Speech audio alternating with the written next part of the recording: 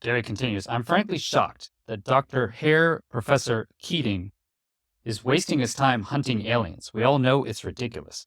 Not a shred of data whatsoever that's interesting. Zero eyewitnesses. Maybe the poet laureate Jason can write about this. It's far safer to be like SETI. Pretend they can prove something that's more than 100 light years away.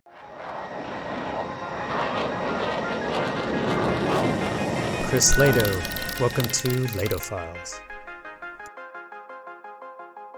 Welcome to the show. We have interesting updates from Garry Nolan, world-renowned scientist and UAP experiencer. He's talking about AGI and how he thinks we could have possibilities for breakthroughs in the near future. Also, we had our favorite government UAP investigator, Sean Kirkpatrick. He was on Brian Keating, his YouTube channel. Keating is a noted skeptic, and Garry Nolan has some choice words, little sarcasm for this interview. Thanks for being here. Please hit the like button if you do like this content and consider subscribing. Okay, this is a recent tweet from Garry Nolan. He reposts with a quote, "If true, I am excited to run with the possibilities." What he's talking about is the upgrade to GPT, OpenAI's Project Strawberry. So Garry is responding to I Rule the World MO in reference to Project Strawberry. They say rushed a little, but will refine and add some more info I've been given if it bangs. Think of Project Strawberry as an LLM fine-tuned to reason like a human.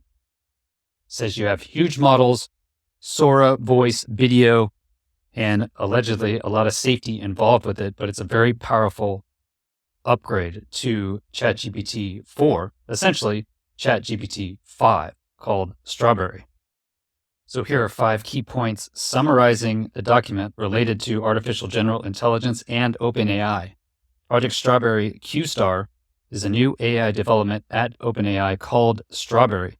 It's showing breakthrough reason capabilities similar to human thinking. The upcoming model release is a major upgrade to GPT-4, possibly referred to as GPT-X or GPT-5. It's imminent.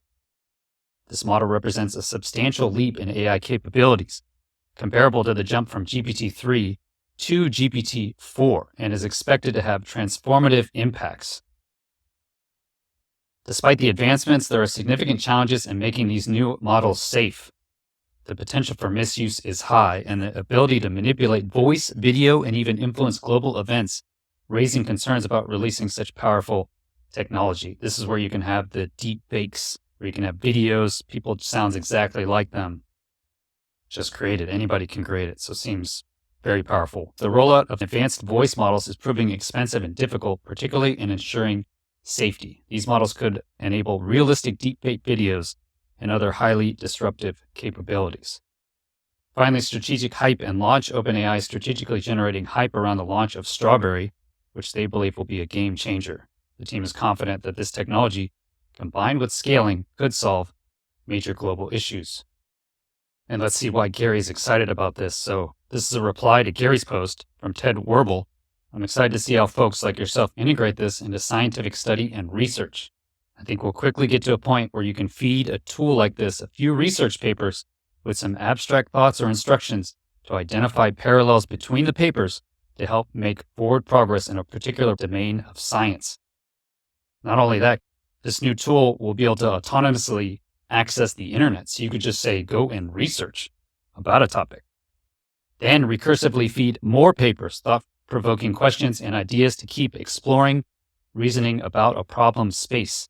Kind of like a human-assisted Monte Carlo tree search-driven process where you can also go back to previous parts of the discussion to avoid going deep into ineffective tangents. Garry replies, yeah, even with the dumb large language models we have today, with some of our own designed chain of thought, it's doing remarkable inferences. It can do 6 months of research with raw data, pulling unexpected relationships from the literature, give context, come back in 2 hours. And it gives me an expert intern's total McKinsey-style analysis of the data, absent the McKinsey cost basis.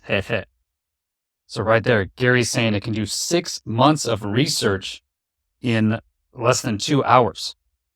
And by the way, it's free. So absent the McKinsey cost basis. Reply from Tracy: Garry, this is exactly how I've been using it in renewable fuels, critical materials, biomass, metals. It's already a superpower. But I still think the ace in the hole is the mind that is using all of it. And so what's next feels pretty exciting for a few of us who will know what to do with it. Garry agrees. I was advising some young teenage relatives over coffee last night exactly that. I guess he's drinking coffee at night. I told them I don't know what jobs in the future will be right, but one thing I do know is that learning how to learn and expert knowledge of how to use whatever we are going to be calling AI in the near future is essential to riding the chaos wave that's coming. Okay, now Garry gives an update on the UAP materials that they've been studying. Paul Iyer asks, what's happening with the materials? It feels like we need answers quick. So Garry gives an update here. He says lots is happening with the UAP materials. A minor update on Council Bluffs will come in a film. Apparently, I'm guessing this year. I've heard rumors of 2 films coming out, documentaries. Garry continues, I'm working with potential donors on funding for more analysis.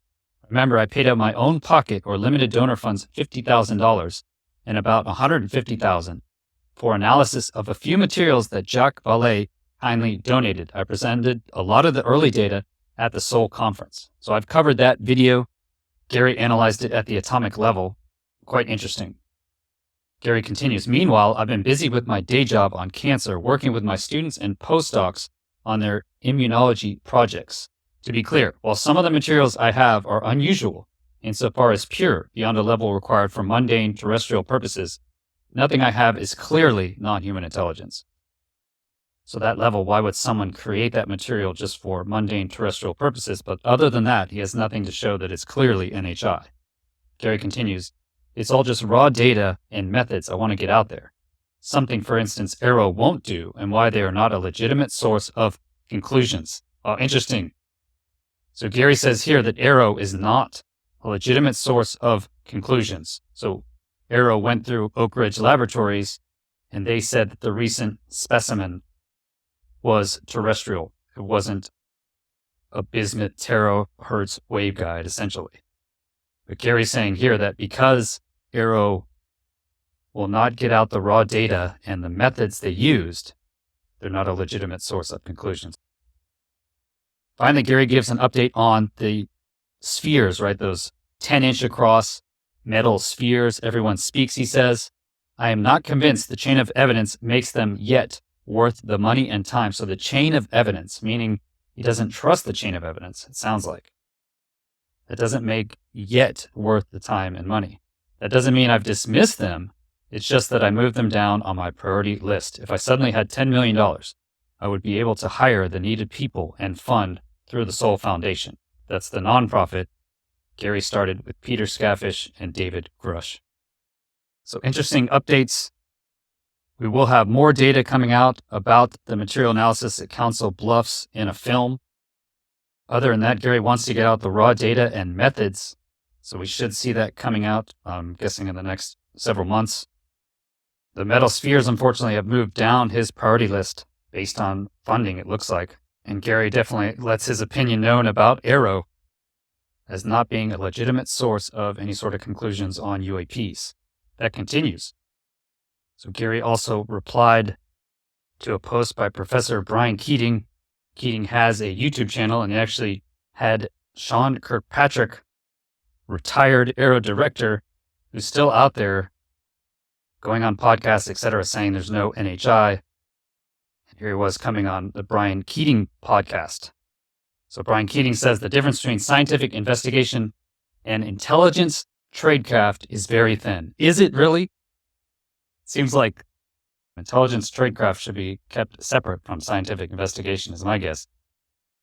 Brian Keating says, continues, learn more about intelligence and the hunt for aliens in my interview with the U.S. government's former UFO hunter, Sean Kirkpatrick. Link in reply. I don't think Sean Kirkpatrick is a UFO hunter. He's more of a UFO debunker, if you will. Special skeptic for the government. So Garry replies to the post, I guess because I'm not hunting for aliens, this podcast doesn't apply to me. Good, because I have better things to do. Garry continues, I'm frankly shocked that Dr. Herr Professor Keating is wasting his time hunting aliens. We all know it's ridiculous. Not a shred of data whatsoever that's interesting. Zero eyewitnesses. Maybe the poet laureate Jason can write about this. It's far safer to be like SETI. Pretend they can prove something that's more than 100 light years away, looking for bacterial gas production or EM signatures of technology that aliens stopped using eons ago. That way, we are never asked to provide definitive proof, just evidence. But we can get endless grants from NSF and titillate the mainstream press and write books. So some great sarcastic trollery from Garry Nolan to Brian Keating. Just in case you didn't know, sarcasm, he replies. So Roger Hunt writes, 0 eyewitnesses. I'm surprised, Garry. This appears to dismiss high-ranking military pilots who have gone before Congress.